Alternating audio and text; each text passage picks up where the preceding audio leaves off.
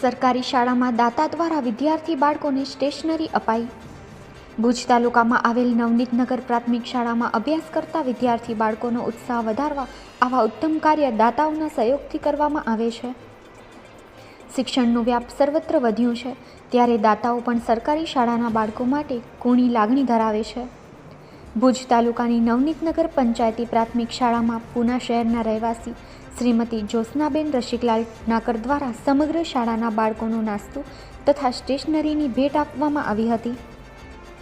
તેમજ ભાવનાબેન પ્રેમભાઈ વિરાણી દ્વારા બાળકોને ફરસાણ અને મિષ્ટાનનો નાસ્તો કરાવવામાં આવ્યો હતો. શાળાના શિક્ષિકા શ્રીમતી હેમાબેન દાવડા દ્વારા તમામ દાતાશ્રીઓનું શાબ્દિક સ્વાગત કરવામાં આવ્યું તથા શાળાના આચાર્ય શ્રીમતી કૃપાબેન આર નાકર દ્વારા દાતાશ્રીઓનો આભાર વ્યક્ત કરવામાં આવ્યો હતો.